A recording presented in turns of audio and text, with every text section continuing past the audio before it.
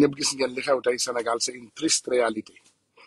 parce que dañu nekk ci réew moo xam ne suñu maam yi dañ ko tabaxoon liggéey ko ba mu toll fa mu ne ñu yaakaaroon ne tey démocratie sénégalaise am na foo xam ne àdduna bi yeggal nañ ko fa tey ngeen gis ku mel ni président Ousmane Sonko waxoon na leen ko à l'avant newoon na leen ñii seeni pexe ñoom fexe nañ ko ba pare ak lu mu mën a def ci àddina gis ngeen ne ñoom seen pexe lañu réaliser. On a donné une convocation au président Ousmane Sonko mu dem bëgg a wuy ji convocation boobu ñu jël seeni ay nervi taxawal leen ci benn tunnel bëgg mu jaar fa yoon bi ñu reyee woon ka nga xam ne moom mooy maître Babacar Seye ñu bëgg président Ousmane Sonko jaar foofu pour ay saay-saay dogale ko jël ba kanam président Ousmane Sonko xam loolu mu bañ ko président Ousmane Sonko ne leen moom yoon bi mu bëgg jaar pour dem wuyu ji il est un citoyen libre ci yoon boobu lay jaar pour dem wuyu ji gis ngeen nag ñu enlever lépp luy garde rapproché président Ousmane Sonko ñu jël président Ousmane Sonko daanaka kidnappé ko ñu ne ñoom on va le charger du trouble à l'ordre public préfet de Dakar ànd ko ak ñi nga xam ne ñoom ñooy ay naataangoom ak ñoom Macky Sall ak ñoomin seen ñu jàpp doomu jàmbur boobu ñu kidnappé ko te dañuy jàpp rek le monde en témoin pour ne leen nag du ñu dellu ginnaaw suñu waxu démb mooy suñu waxu tey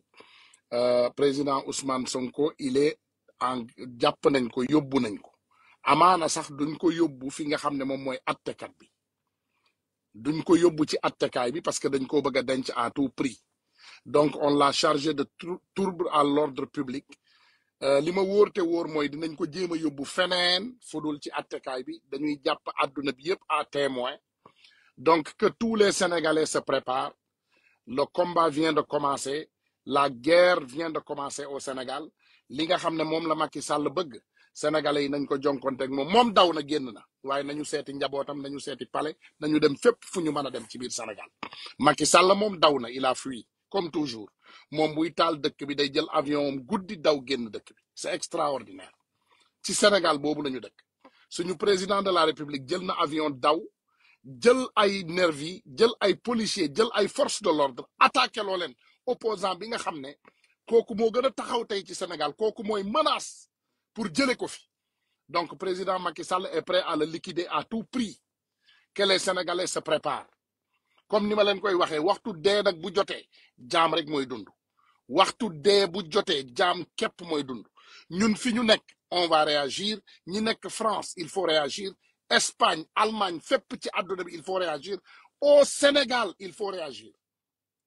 dund ci buumu njaam dee moo ko gën que les Sénégalais prennent leurs responsabilités réew mu ñu ne c'est pas un état de droit gis ngeen tey dispositif bu ñu def pour benn doomu aadama ils ont changé tous les lois de ce pays pour faagaagal benn nit boobu rek couvre-feu bi ngeen di gis ñuy xiifloo ay doomu jàmbur c'est pour ñu jàpp Ousmane Sonko li ngeen gis ñu def ci àdduna bi nii yëpp c'est pour ñu jël bakkanu Ousmane Sonko rek te jaral na leen jël bakkanam nag parce que bi ñuy yóbbu Ousmane Sonko amul benn doomu aadama boo xam ne yóbbaale nañ ko mu mën a seede luñ koy def donc ñun ak sénégalais yi on prend le monde témoin Macky Sall waratul ñibbi si waat Sénégal les sénégalais prenons le palais en otage nañu dem jëli palais de la République en otage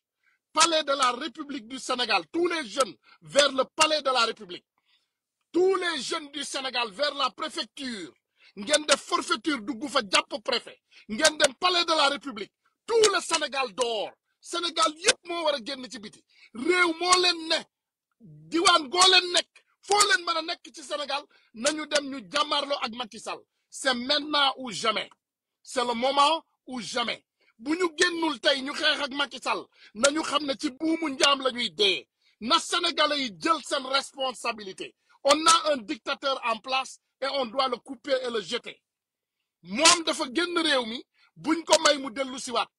gis ngeen palais Saddam Hussein ni ko waa Irak defoon gis ngeen yeneen palais yi nga xam ne Algérie ak yeneen réew yëpp gis ngeen ni ko seen doomu aadama yi defoon quand ils ont révolté devant le peuple rien ne peut nous arrêter nañu dem révolter ñu nangu palais de la République nañu jàpp palais de la République en otage nañu jàpp préfecture en otage bu leen taxaw ci mbedd mi jëm leen fu nekk foo leen mën a dem ku nekk sa gox demal nga jàpp sa député APR wala nga def lépp loo mën a def nañu jàpp réew mi en otage nañu boucler Sénégal. La fin de la reine de Macky Sall c'est aujourd'hui tey la nguuru Macky Sall war a jeex ci Sénégal nguuru Macky Sall tey la war a yem Macky Sall warul am benn jour après tey pour nekk ci bopp Sénégal na Sénégalais yépp jël seen responsabilité boo leen ko jëlul di ngeen dee ci bopp njaam di ngeen dee ci xiif di ngeen dee ci mar di ngeen dee ci toroxtaange loolu nag comme ni ma leen koy waxee na Sénégalais yépp jël seeni ay responsabilité ñu dem jàmmaarloo ak ki nga xam ne moom moo nekk ci bopp réew mi di def lu ko neex daw na génn na dëkk bi daw na génn na dëkk bi daw na génn na te du ñëwaat Macky Sall warta ñëwaat ci dëkk bi dëkku Sénégal Macky Sall moomu ko baayam amul benn sàkket ci réewum Sénégal benn doomu xaraam la boo xam ne sénégalais yi juum nañu ñu jël ko ñu teg ko ci bopp réew mi et c'est un dictateur il faut ngeen xam loolu Macky Sall va gâter le Sénégal il va sacrifier notre futur il va sacrifier le futur de nos enfants on n'a qu'à faire face c'est la résistance moom la président Ousmane Sonko woote moom la askanu Sénégal bi woote moom la ñu woote moom la ñëpp woote nañu résister on n'a qu'à déloger Macky Sall du palais de la République Macky Sall xam na li nga xam ne moom moo war a xew tey ci guddi na doomu sénégalais yépp dem fanaani palais lekk leen ci lekku palais bi ngeen naan ci naanu palais bi yéen a ko moom palais bi réewum Sénégal ñoo ko moom nañu dem incha allahu rabbi dem xeex ak Macky Sall ak ñi nga xam ne ñoo ñu la àndal Sénégal ñun ñoo ko moom amul benn doomu aadama bu ñu ko mën a xañ Sénégal ñun ñoo ko moom kenn mënuñu koo xañ ñun nee nañu Macky Sall ragaluñ ko président Ousmane Sonko mi ngi ci seen loxo président Ousmane Sonko lu ko dal xam leen ne bakkanam mi ngi ci xottu gerte seen bakkana ngi ci xottu gerte il faut savoir que les Sénégalais vous regardent et les Sénégalais vont faire face incha allahu rabbi maa ngi woo doomu Sénégalais à la révolte il faut ñu révolter bu ñu révolté wul lii nga xam ne Macky Sall mi ngi koy def du jeex nañu révolter Sénégalais yi nañu révolter Sénégalais yi nañu révolter Sénégalais yi nañu révolter Sénégalais yi bu ñu dellu ginnaaw nañu xam ne Sénégal ñun ñoo ko moom nañu xam ne Sénégal ñun ñoo ko moom kenn duñu ko xañ kenn duñu xañ suñu àq ak suñu yelleef kenn duñu xañ suñu ay liberté président Sonko jël nañ ko against his will maanaam dañ ko kidnappé dañoo kidnappé président Sonko dañ ko kidnappé xañ ko ay droit am yépp donc que tout le monde se mobilise jeunes yi mobilisez-vous na ñëpp mobiliser wu nañu fexe Macky Sall bu mu ñibbisiwaat Sénégal incha allahu rabbi nag maa ngi dem toppaat actualité yi